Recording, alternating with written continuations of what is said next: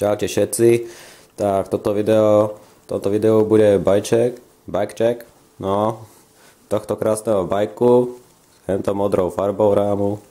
Tak začnem rámom.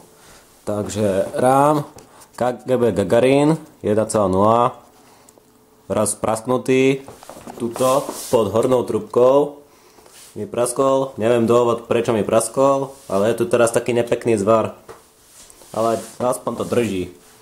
Hodný na park, dirt, na strite radšej ho netýrajte, možno z toho mi praskol, nikto nevie. Dobre, ďalej ideme. Vidlica, Santur, Duro, s 20 mm oskou, 80 mm zdvih, v pohode mne to stačí, niekomu možno ne, dá sa to riešiť.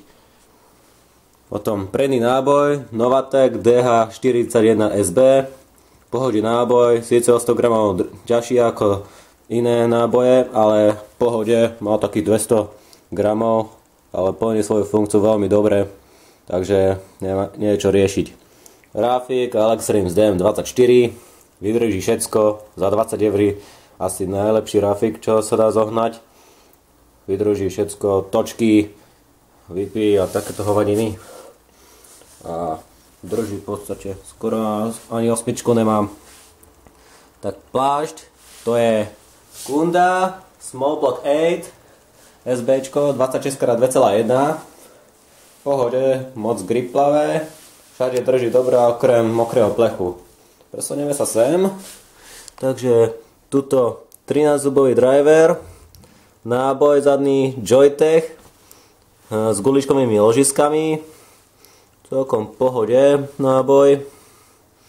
Ďalej je tu brzda Tektro Auriga Comp, v pohode brzdí to ako brzda na motorke, brzdí ale nekuše, ale v pohode jedným prstom sa dá zmáčknúť. 160 mm kotúč, Shimano 9 €, čo už. Rafik, tiež Alex Rims DM24, aj plášť Kenda. Ďalej presunieme sa sem. Takýto Betal, neviem čo to je za značku, nejaké VPčko alebo čo to je, neviem. Ale drží to dobre, má tu vymeniteľné piny, hliníkový pedál. Akurát trošku vakle, trošičku, však guličkové ložiska, v pohode. Potom kluky, nejaké Samoxy, to tiež neviem čo je, ale drží 8 mesiacov bez problémov.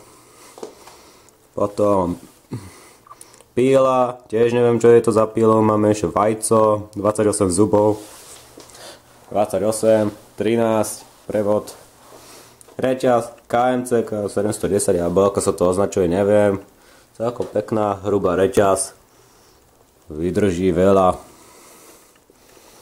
Tak, sedánka, mekučka, neviem čo to je, klasický systém úchytu, sedlovka Longus, ale čo už dá sa to riešiť niečím iným, ale je to jedno.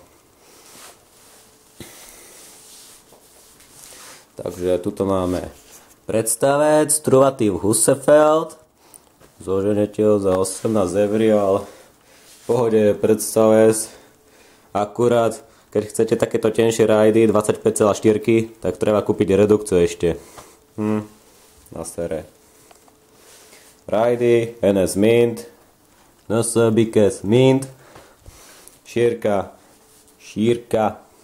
700 mm, výška 64, tu je tá spomínaná Tektro Auriga Comp brzda s takýmto pekným vaklíkom, Sobola Edition, jak joystick to je, joystick, potom gripy, NS Martin Soderstrom, celkom v pohode gripy. A myslím, že to už tak všetko. Tak to mi nejak hučí daný náboj.